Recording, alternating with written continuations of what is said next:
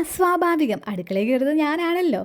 അങ്ങനെ ഒരു പൊട്ടിത്തെറി ഞങ്ങളുടെ വീട്ടിലുണ്ടാകാണ്ടിരിക്കണമെങ്കിൽ ആ അടുക്കളയിൽ കയറിയത് ഞാൻ അല്ലാണ്ടിരിക്കണം. പൊട്ടിത്തെറിയൊക്കെ അവിടെ നിൽക്കട്ടെ, ഞാൻ കാര്യത്തിലേക്ക് വരാം. നഴ്സിംഗ് പഠിക്കുമ്പം സെക്കൻഡ് ഇയറും ഫോർത്ത് ഇയറും കമ്മ്യൂണിറ്റി ഹെൽത്ത് നഴ്സിംഗ് എന്ന് പറഞ്ഞിട്ട് ഒരു സബ്ജക്റ്റ് ഉണ്ട്. ആ ഒരു സബ്ജക്റ്റിന്റെ പ്രാക്ടിക്കൽ സെക്ഷൻ അല്ലെങ്കിൽ ഫീൽഡ് വിസിറ്റിംഗ് എന്ന് പറഞ്ഞുകൊണ്ട് കമ്മ്യൂണിറ്റി ബാഗൊക്കെ പിടിച്ചുകൊണ്ട് ഈ ഗ്രാമങ്ങളിൽ കൂടെ ഓരോ വീടുകൾ കയറി ഇറങ്ങി നടക്കാറുണ്ട്. അങ്ങനെ വെറുതെ ബാഗും തൂക്കി ഓരോ വീടും കയറി ഇറങ്ങി സെൻസസ് എടുത്താൽ മാത്രം പോരാ, നമ്മുടെ ഡിപ്പാർട്ട്മെന്റ് ഇൻചാർജ് പറയുന്ന ഓരോ ടാസ്കും ചെയ്യണമായിരുന്നു. അതായത് ഒരു കമ്മ്യൂണിറ്റി ഹെൽത്ത് നഴ്സ് എന്തൊക്കെയാണോ ചെയ്യുന്നത് അതൊക്കെ നമ്മൾ ചെയ്യണമായിരുന്നു എന്ന്. മെയിനായിട്ട് BP ചെക്ക് ചെയ്യുക, ബ്ലഡ് ഗ്ലൂക്കോസ് ലെവൽ നോക്കുക. ഇനിയിപ്പോൾ പ്രഗ്നന്റ് ആയിട്ടുള്ള ലേഡീസോ ന്യൂ ബോൺസോ ഉണ്ടെങ്കിൽ അവരുടെ അസസ്മെന്റും അതുപോലെ ഹെൽത്ത് എഡ്യൂക്കേഷനും ഒക്കെ കൊടുക്കുക. അതുപോലെ തന്നെ ഡയറ്റ് പ്ലാനും പ്രിപ്പയർ ചെയ്ത് കൊടുക്കണമായിരുന്നേ. ഞാൻ ഹെൽത്ത് എഡ്യൂക്കേഷന് വേണ്ടിയിട്ട് സെലക്ട് ചെയ്തത് ബ്രസ്റ്റ് എൻക്രോച്ച്മെന്റ് ഉള്ള ഒരു ലേഡീനെ ആയിരുന്നു. അതുപോലെ ഡയറ്റ് പ്ലാനിന് വേണ്ടിയിട്ട് സെലക്ട് ചെയ്തത് ആ ചേച്ചിയുടെ അമ്മേനെയും. ആ അമ്മയ്ക്ക് ഡയബറ്റിക് മെലിറ്റസ് ആയിരുന്നേ. അപ്പോൾ ഇത് രണ്ടും നമ്മൾ നമ്മുടെ ഇൻചാർജിന്റെ ഫ്രണ്ടിൽ വെച്ച് വേണം ചെയ്ത് കാണിക്കാനായിട്ട്.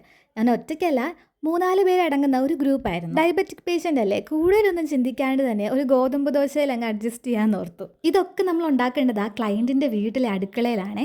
അവിടുന്ന് പാത്രമല്ലാണ്ട് ഉപ്പ് പോലും എടുക്കരുതെന്നാണ് ഞങ്ങളുടെ ഇൻചാർജിൻ്റെ ഓർഡർ. അവിടെയുള്ളൊരു പീടികയിൽ നിന്ന് എണ്ണിപ്പെറുക്കിയാണ് തക്കാളിയും ചെറുള്ളിയും അതുപോലെ കുറച്ച് മുളകും എടുത്തത്. അതിൻ്റെ കൂടെ ഉപ്പും കുറച്ച് മുളക് പൊടിയും കൂടി ഇട്ടിട്ടാണ് കേട്ടോ ഈ ഒരു ചട്നി ഉണ്ടാക്കി എടുത്തത്. അത് കാരണം അധികം ആർഭാടമൊന്നും ഇല്ലാണ്ട് നല്ല ടേസ്റ്റി ആയിട്ടൊരു ചട്നി ഒന്ന് കിട്ടിയിട്ടുണ്ടായിരുന്നു. അതുപോലെ തന്നെ ഹൈദരാബാദിലെ ഞങ്ങൾ പോയ ചെറിയ ഗ്രാമത്തിൽ അത്ഭുതപ്പെടുത്തിയ വേറൊരു കാര്യമുണ്ട്. ഞങ്ങളൊരു ഫുഡ് കിച്ചണിൽ കയറി പ്രിപ്പയർ ചെയ്ത് തരട്ടെ എന്ന് ചോദിച്ചപ്പോൾ ആ അമ്മ ഒരു തടസ്സവും പറയാതെ കയറി ചെയ്തോളാനാണ് ഞങ്ങളോട് പറഞ്ഞത്.